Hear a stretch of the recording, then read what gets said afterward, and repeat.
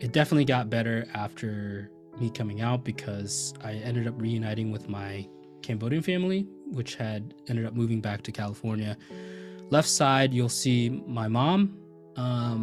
And then that was me in my college days wearing my very gay Abercrombie outfit.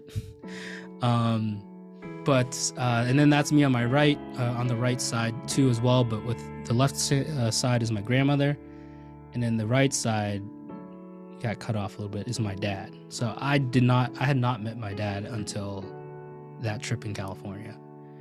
And again, I couldn't speak Khmer, the Cambodian language. So a lot of my uncles and aunts, they translated for me. And so when all of a sudden I was hanging out with my one of my uncles, and he said, "Hey, your dad's coming over." And mind you, I had not seen my dad since the day I was born, and I didn't even remember who he was and what he looked like. And so to hear that was sort of a shock, and I just didn't know what to do. And so when he showed up, I was still speechless, and I couldn't speak Khmer. And so what he had done, I don't know if he knew whether he knew he was, doing this, and that was a big thing. But he's a musician, so he walked in with basically a Chinese or Cambodian violin, and he looked at me and said, "Hi, I'm your dad."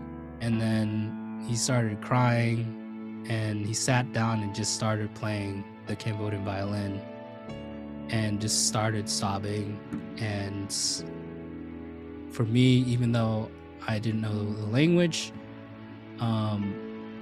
it was as if he knew I too was into music, because I had learned to play the piano, I learned to play guitar, and the fact that he sat, came carrying his instrument and spoke that his language of love, just like my grandmother, her language of love is cooking, his language of love is music, and the fact that was still, that got passed down to me, even though we were at the time 21 years apart without knowing each other.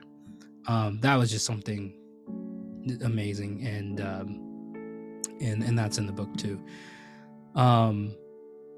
And so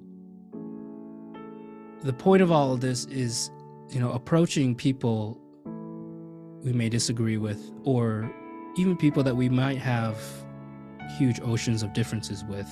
In this case, it wasn't necessarily a positive difference where my dad spoke Khmer and I didn't, or my parents had their views about anti-gay views and I was gay.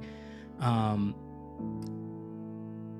think approaching it with empathy and understanding helped me to kind of bridge that gap with them. I could have been angry at my dad. He could have walked in and I could have just been like, "Get the hell out of here, because you abandoned me and my mother when we were born." But I let him speak his language,